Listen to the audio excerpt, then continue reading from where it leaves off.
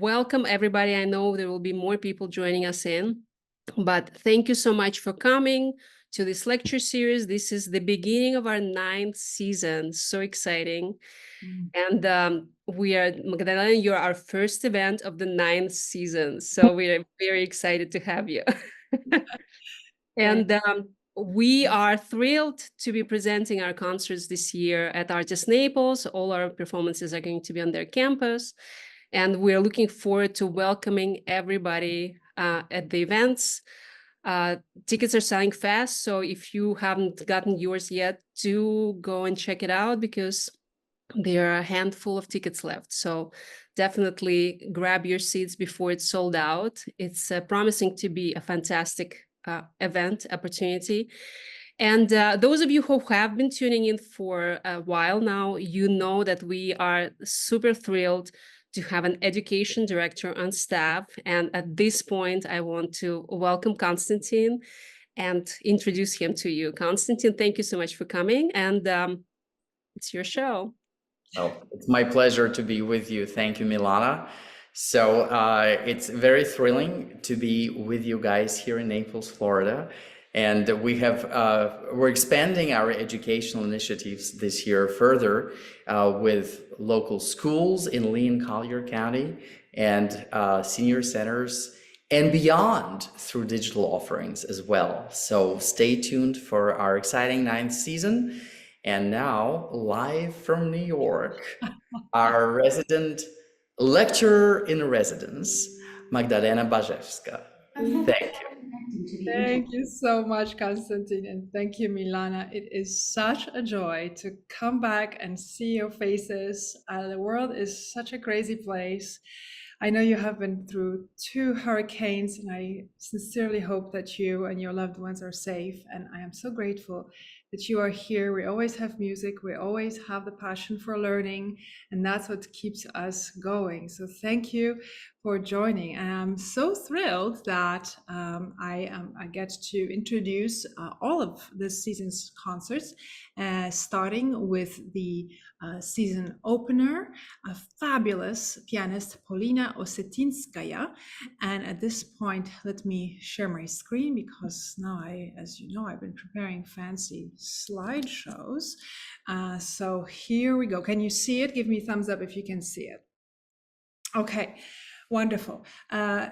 As Milana has already mentioned, the new stage, the new venue for you is Artist Naples, and I think it's just a fabulous opportunity for a Grand Piano Series, a wonderful new collaboration. So keep that going, you guys.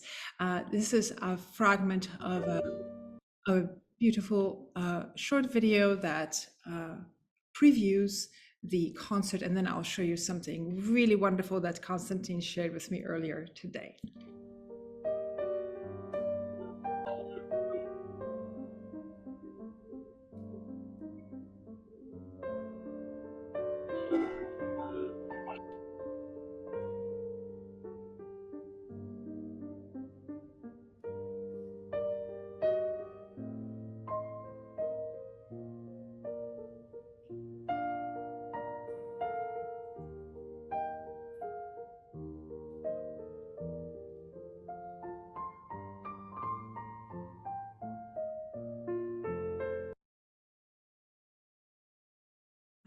Muting.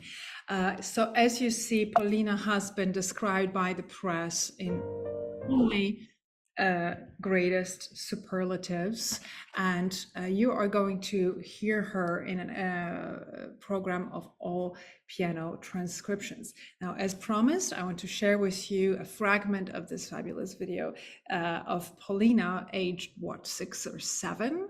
We're here in Moscow in 1986, and she is playing a piece that's not for kids. In other words, she is really already mature beyond her age, pianistically and emotionally. So just take a quick listen to the last minute and a half of this Scriabin etude here.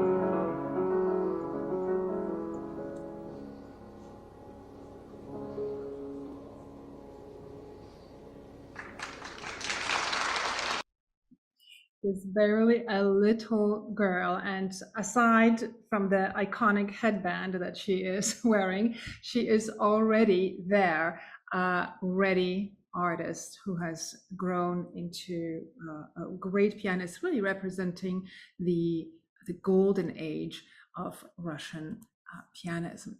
So here you're going to see the concert. How do I make this full screen?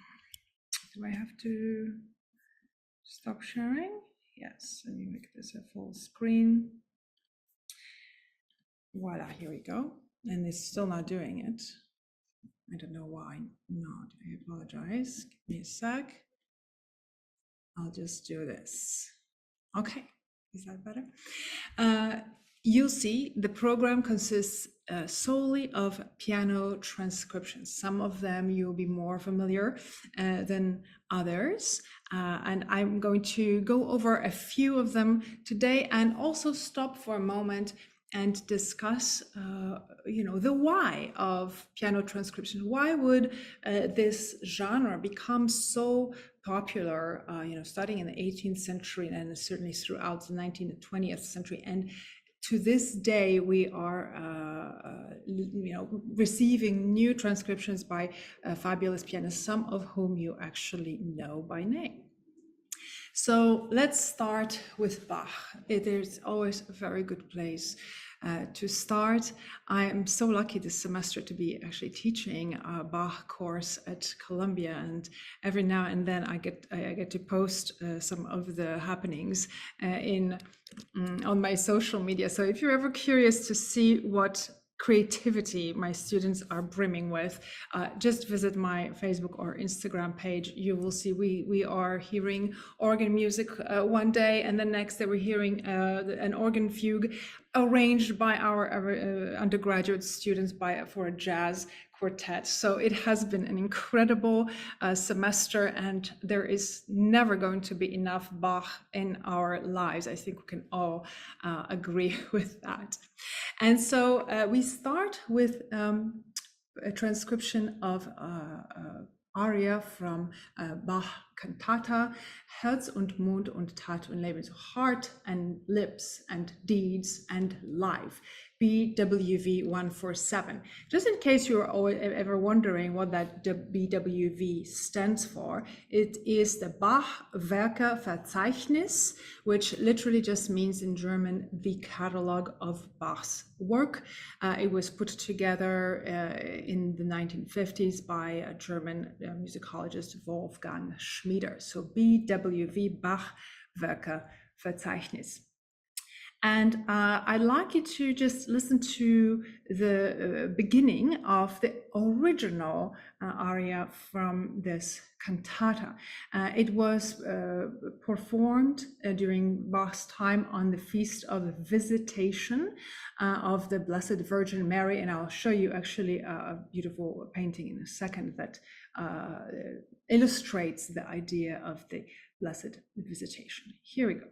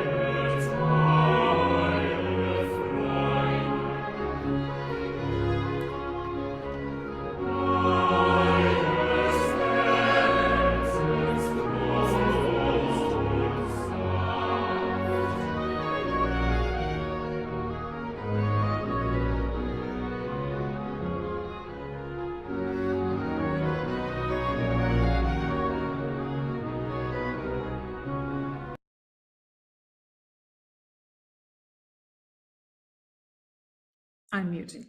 I will leave it right here. All these recordings are obviously available on YouTube, and in particular, the Netherlands Bach Society has taken on a really grand project, kind of a lifetime project, to record the entire output of Johann Sebastian Bach. So there is everything you ever need to hear by Johann Sebastian Bach that has actually been recorded by the society.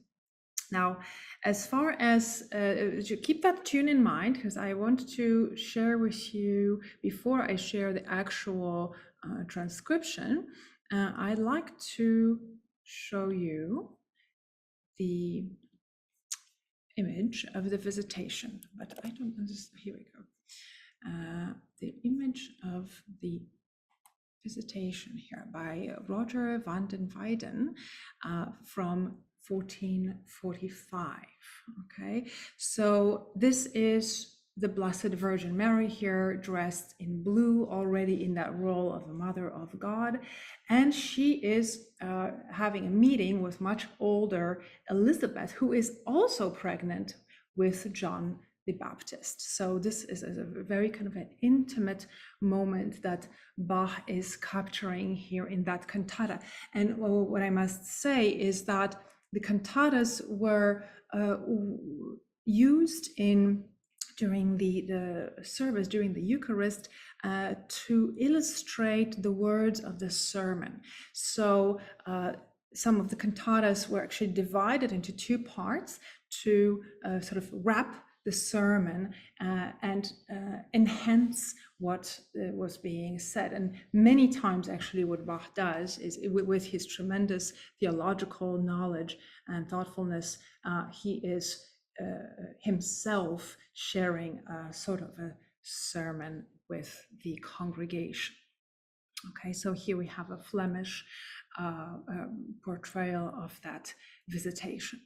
Now, what you will actually hear is a piano transcription by Wilhelm Kempff. And the name of Wilhelm Kempff may be familiar to you from listening to particularly Beethoven or Schubert sonatas. He really is the go-to when it comes to the Germanic pianistic tradition of the early 20th century. And here is Paulina herself actually performing that Kempff transcription of Jesus bleibet meine Freude, Jesus remains my joy. So what you just heard for the orchestra, now you're only hearing played by Paulina's 10 fingers.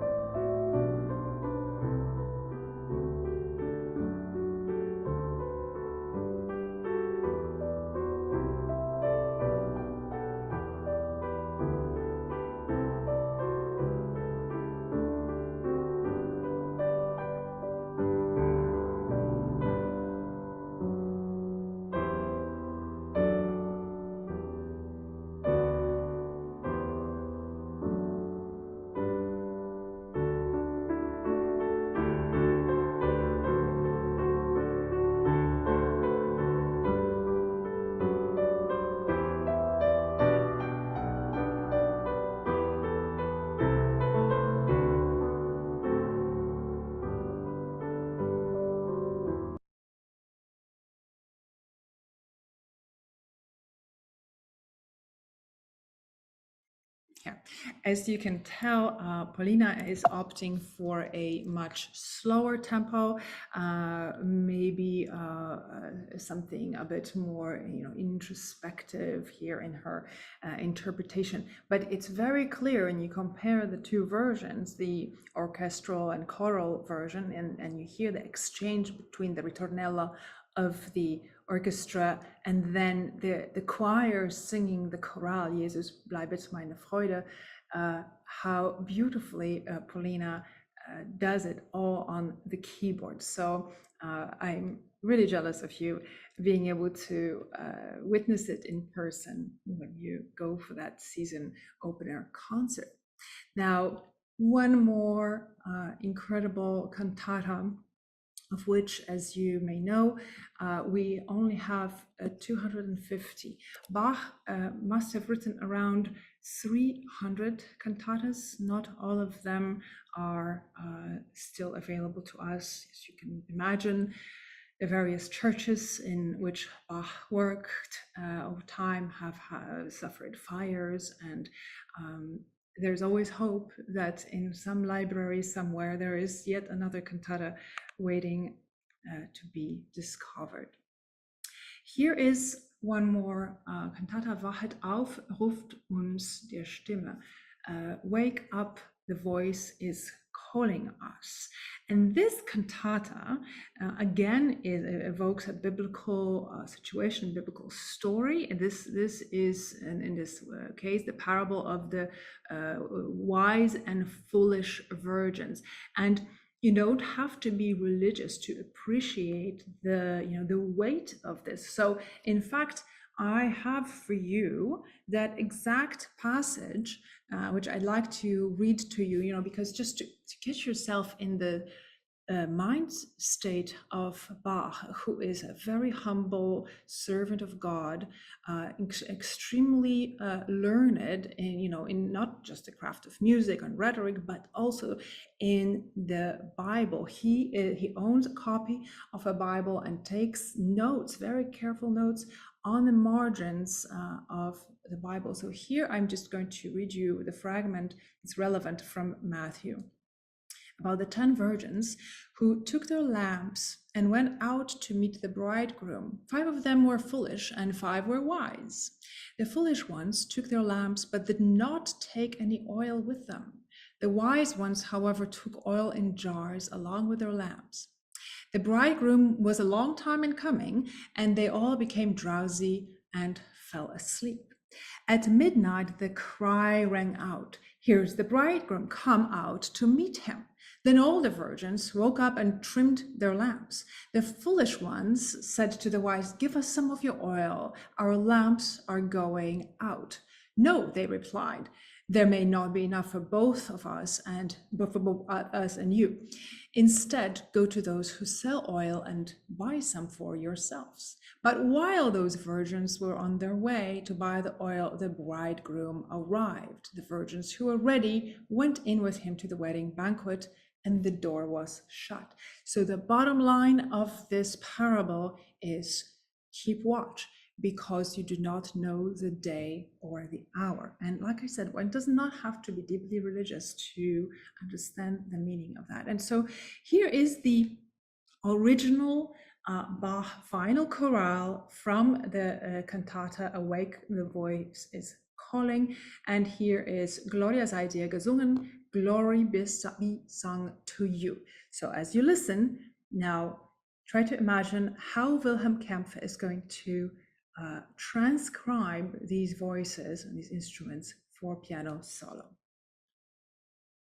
Oh, what did happen? Come on.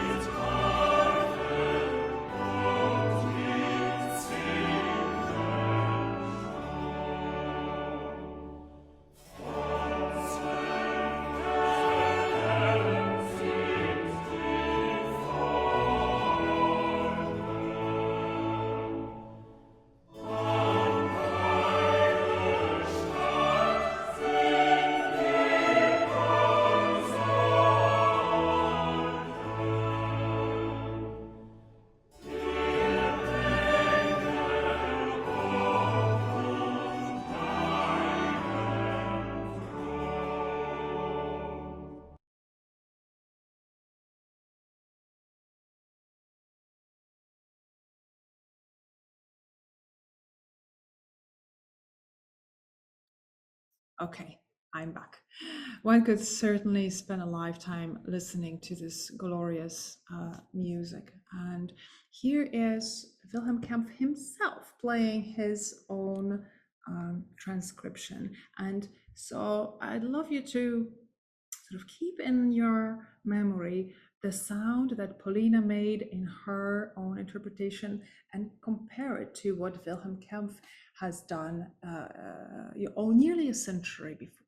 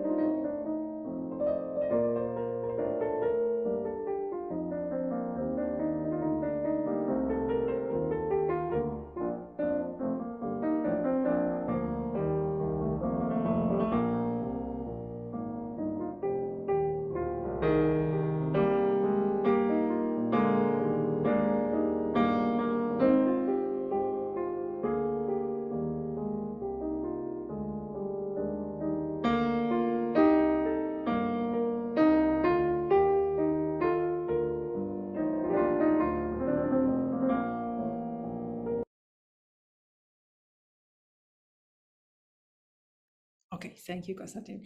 The art of transcription, I cannot stress enough the challenge that lies before a pianist in order to meet the perfect balance between the voices and the instruments, all with just 10 fingers. As you could hear, the melody of the chorale was actually in the lower voices. So for those of you who play the piano, you can imagine it being shared between the two thumbs, while all the other fingers are working on the other orchestral parts. So in order to do it tastefully without the melody being in your face, and also without it being discontinued just by the fact that it is being divided up in between hands, is a major challenge. So even though on the surface, this piece may not sound like some of the fireworks you have experienced, in other concerts, and that you will experience later on when listening to the Nutcracker Suite, for example. The challenge of the pianist is really tremendous, and it's all just very understated. And so I'm sure that that Paulina will do a fabulous job of it. Now, as I promised, we're going to stop for a second to just discuss the function of transcriptions, why one would want to write transcriptions, and why do they remain so popular in the piano literature. Historically, if you wanted to hear a piece that you liked in a symphony hall or at the opera, and didn't have the means to hire your own orchestra or opera company to replay it at where you live, you were out of luck. So the only way to do this was to recreate it somewhat on the instrument you had at home. And I'm going to just draw a picture a little bit here of the early 19th century. The world, Europe in particular, is just sort of still reeling from the French Revolution. But what you're seeing is the growth of the middle class, and people are starting to have instruments at home, especially pianos.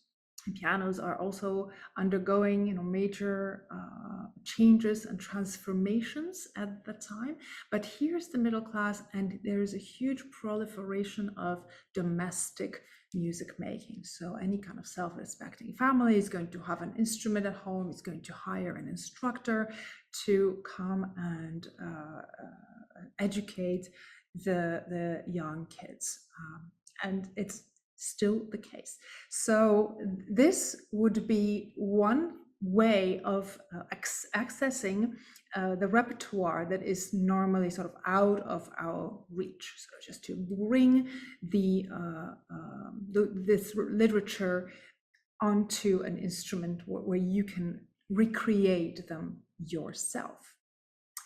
Another aspect of it is interpretation, and that ties to the next video that I want to share with you. In the case of the piano transcription, individual pianists can bring their own personality, their own style into the works that they're transcribing. I don't know if you've already had an opportunity to hear Konstantin's transcriptions, but they are just beautiful. And as you get to know Konstantin more as a person, as a human, you will notice that he has this very personal style, which is completely unlike anybody else's, right, transcription style. So somebody like Wilhelm Kempff is going to sound completely different when interpreting a work of music than Leopold Godowsky, than our dear Konstantin, or Ferruccio Busoni, Michał Pletniow, whose music we will be listening to shortly, or Asia Korepanova, who you know very well from her recital at the Grand Piano Series back in 2016. More about that later. Let's just go down those bullet points, because it's important to understand why on earth these piano transcriptions are still so popular. They're also an incredibly valuable educational tool. So let's say you're a student and you want to internalize a Tchaikovsky symphony, and there is just not a way that you will ever be able to conduct a full orchestra and work with them on a full score of the piece. You want to physically experience what it feels like to be a part of Tchaikovsky's Sixth Symphony. What better way to do it than just to sit down at your instrument, the one where you are comfortable, and pour your entire heart and soul into doing this. And that's how you really learn the material. It becomes yours. So there is this educational purpose. Preservation, certainly. There are pieces of music that for whatever reason have not remained as popular as they should have been, and often piano transcriptions bring them to life through that different medium. Not to mention the fact that having transcriptions and the fact that we continuously receive new transcriptions by fabulous pianists expands the repertoire and allows us to savor more music on our beloved instrument. And then there is an interesting last point, and you may remember it from last season when I spoke about Pi Huang, the Peking Opera piece by Zhang Zhao. I'll just remind you here in a few seconds. It has nothing to do with Paulina's recital, but just think about a piano transcription as a cultural exchange, right? So here is Yun Di Li playing a piece that you would normally only hear in a Peking opera on a Western instrument, which is the piano. Just a few seconds.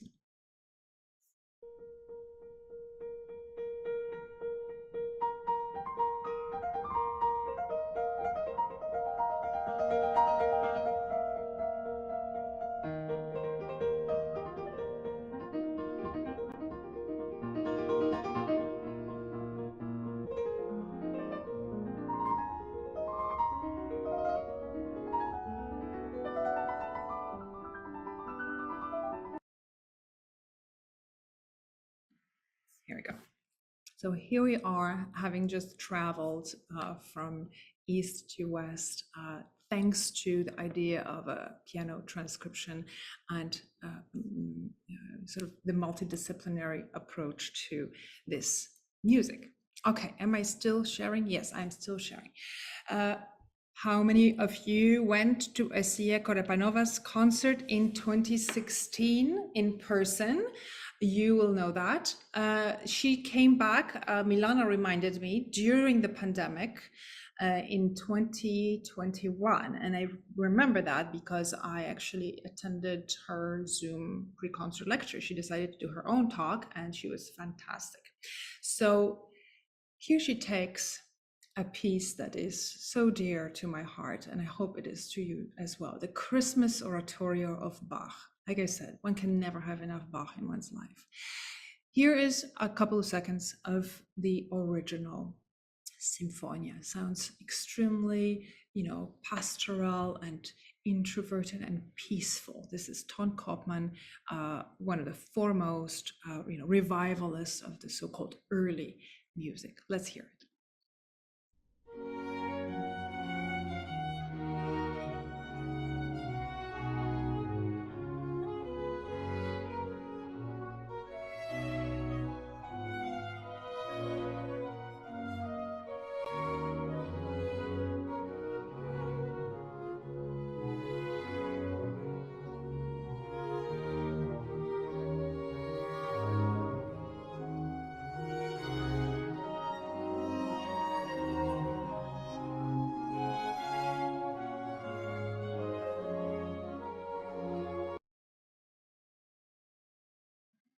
This is a fully instrumental selection from the Christmas Oratorio, but if you don't know it yet, I highly encourage you to listen to the whole piece. It's overwhelmingly glorious. And it's no wonder that Sia Korepanova would choose this piece to make her own, for her own instrument that she knows so well. So you remember Asia really well, I think, and here is her transcription of the same Symphonia.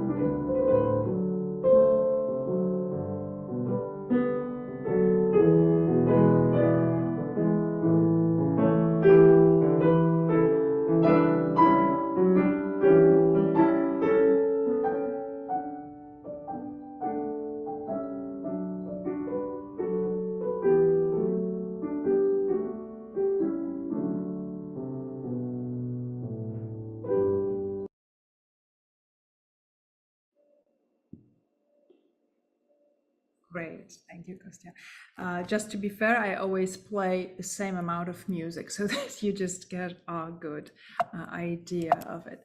Now, I have one more image to share with you, and it's certainly one of many, many thousands of images of the nativity scene, right? Extremely tender and full of love. In this case, is the adoration of the Magi who come to visit young baby Jesus, and his parents in a stable, right?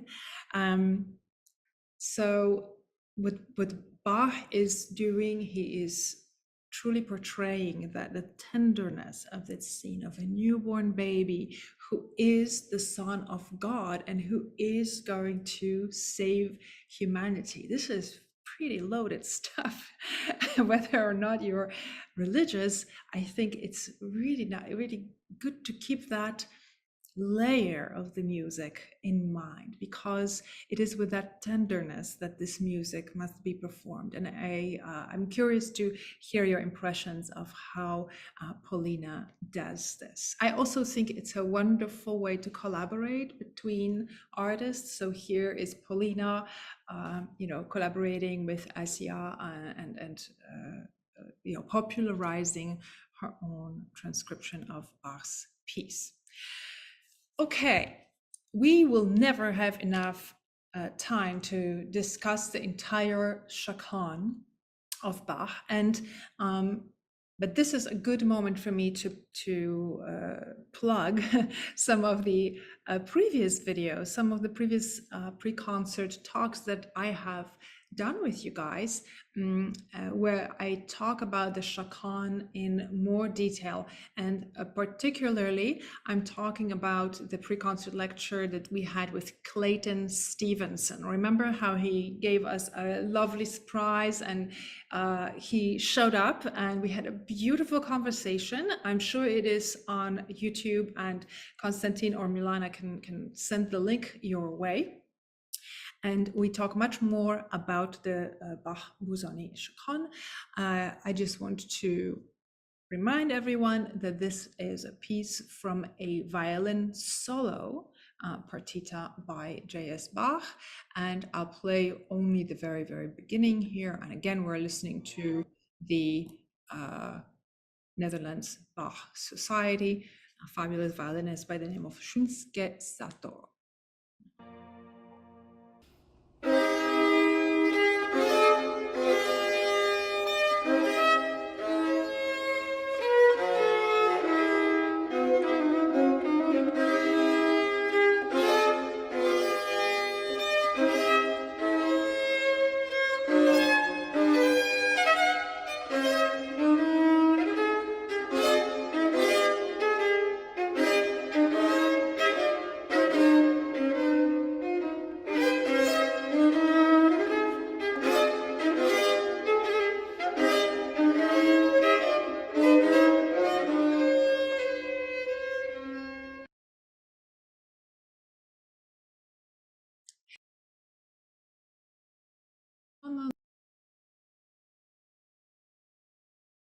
Still not? How about now? Okay. So you can tell that Shunsuke is favoring this very sensuous approach to the chaconne, which in fact is a dance. Just a few seconds here of the choreography, and then I will share with you the final version of Clayton Stevenson's performance that he did for you at the end of last season. So without talking, I will go through these two recordings. So Kostya can just mute me once.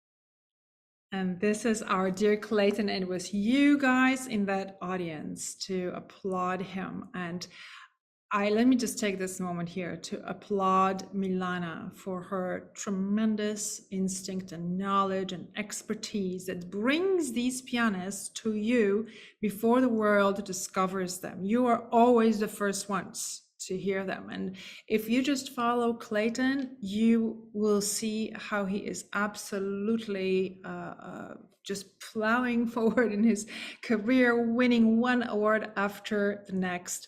But you were there to hear him first. So I think this is very much going to be the case with Polina's recital as well, and with everything that is coming up for you this season.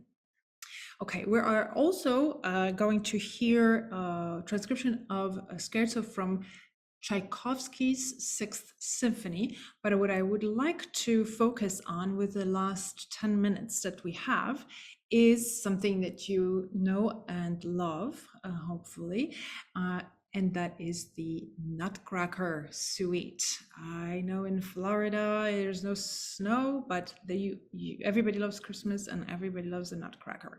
So I like to focus on that. And so Polina is going to conclude her recital with a rather sizable suite of dances from the Nutcracker Suite. I have two numbers, so to say, to share with you, the march and the dance of the Sugar Plum Fairy, which of course is one of the beloved numbers in the ballet. And again, here I would like you to think about the context that I presented of, why the piano transcription and how does the piano go about painting that same picture that the orchestra does. So we're going to start with the ballet version of the march, and then you will hear the Mikhail Pletnyov version. Mikhail Pletnyov is a living pianist and composer, born in 1959, and his repertoire, his transcriptions are regarded as some of the most challenging transcriptions out there for the piano. So definitely Polina is very brave to be taking on this very complicated repertoire. Let me go back to sharing my screen. And here is the march in the original ballet version. So listen for the instrumentation, listen to also how this music aids the dance.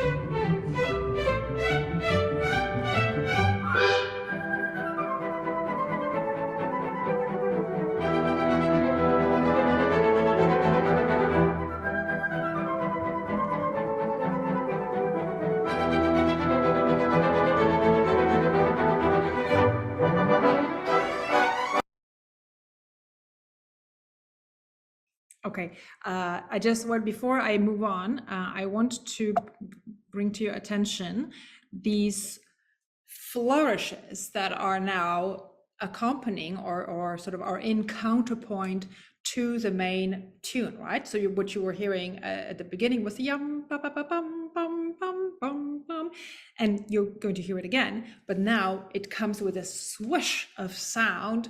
And so pay attention to that, because I want you to then appreciate how it is done on the piano and how effortlessly it must sound.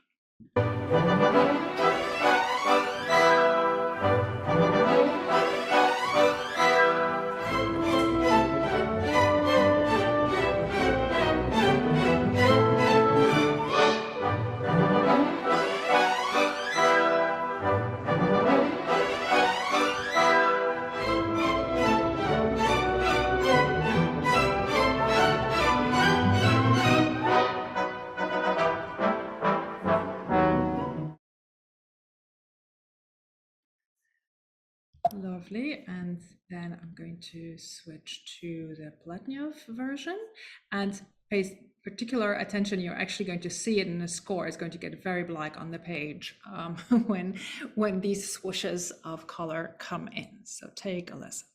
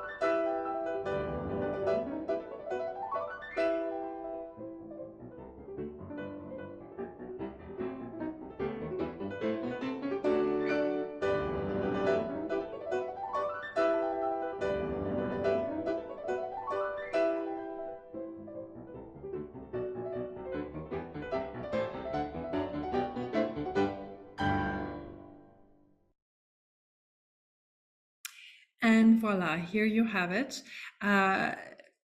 This is completely packed with traps for the pianist, right? It sounds so innocent and joyful and weightless, but it only can take off when done, well, you know, under the fingers of a true master. And I'm sure Polina will play it in a way that you will forever remember. These repetitions, these are so difficult to execute on the piano, as you can imagine. Just to make the piano respond at such speed when you repeat the notes is a tremendous challenge. And what else do you need? An excellent instrument, but that I know is all taken care of thanks to Milana, and so that won't be a problem. And then you saw when those swooshes of color showed up in the left hand, it has to sound like it is again just completely weightless and sort of full of air and wind rather than a long and difficult scale to play for the pianist. So in order to take this music off the page, so to say, a real true mastery is required.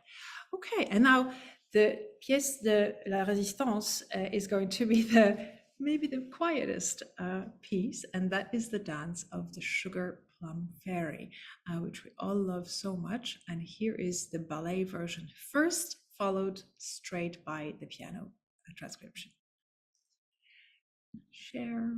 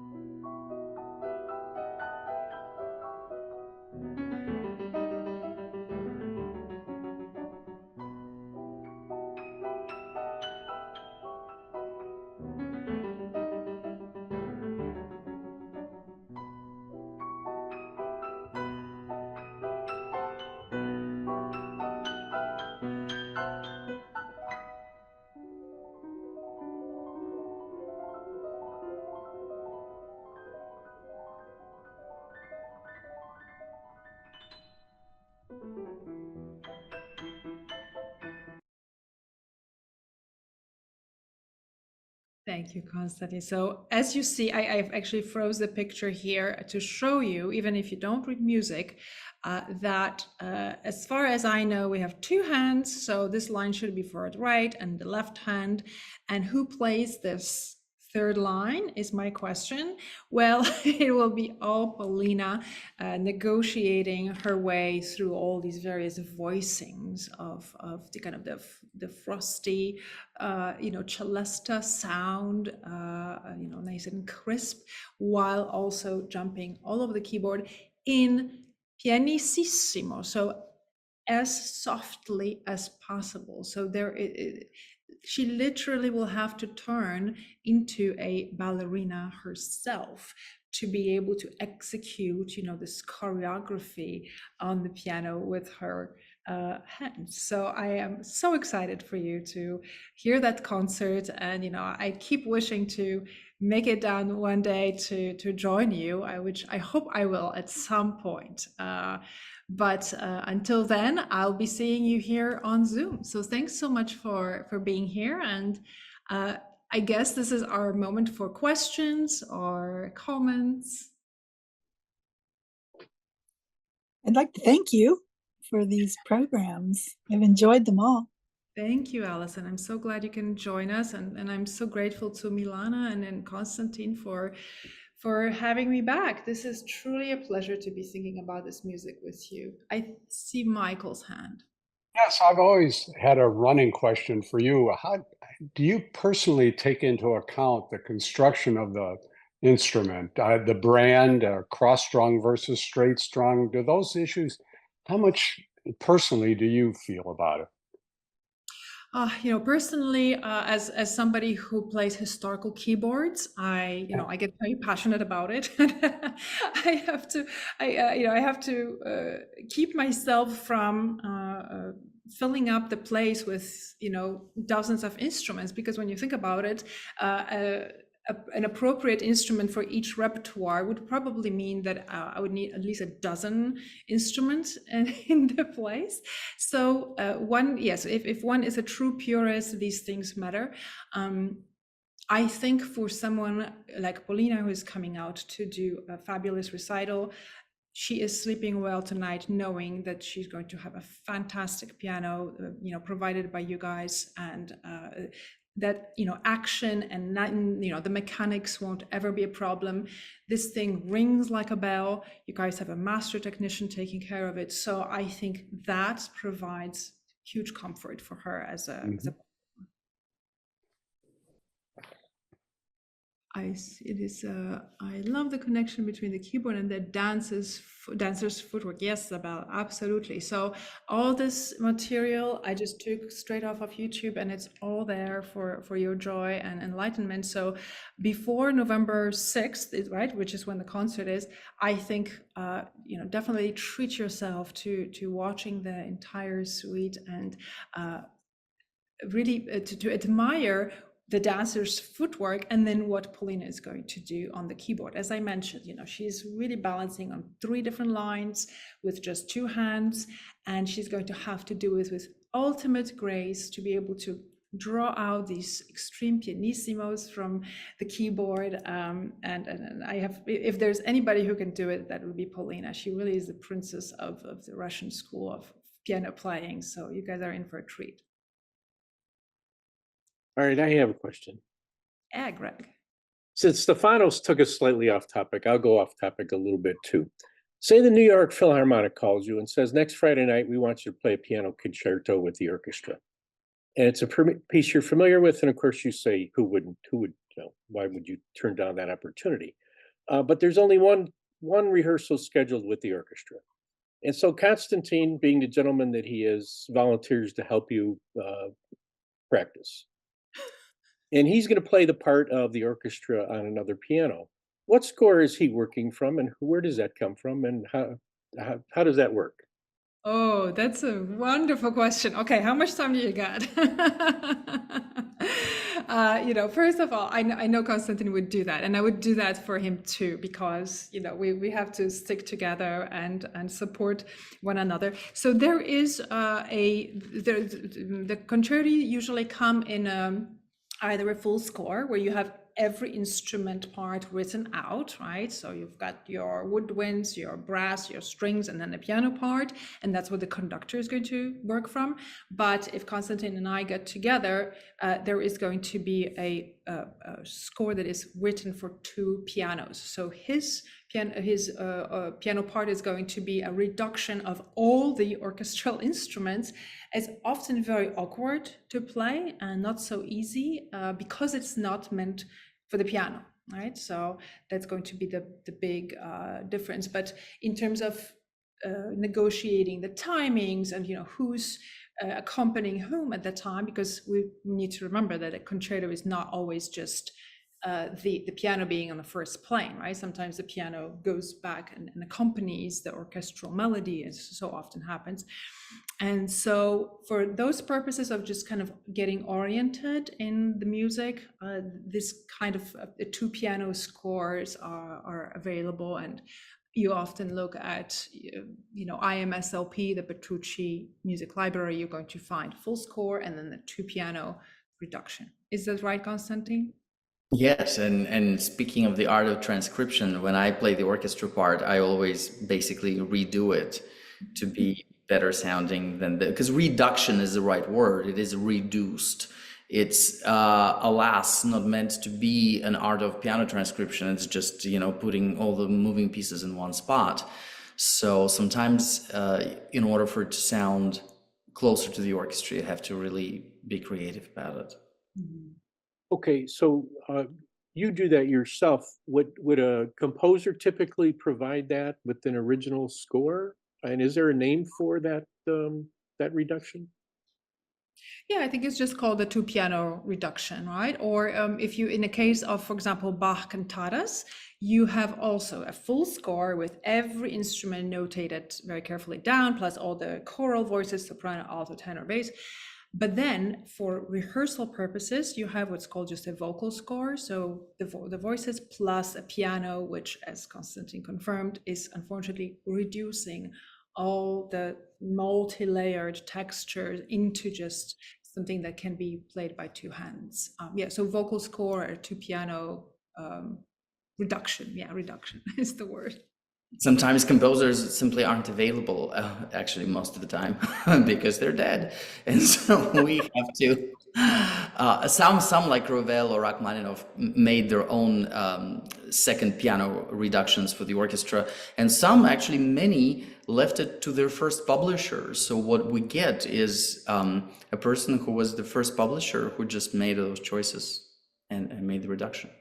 Yes, and these days, technology does wonderful things. I'm not a composer, but I do know that there is a software called Partify. So it writes out parts, from the full score.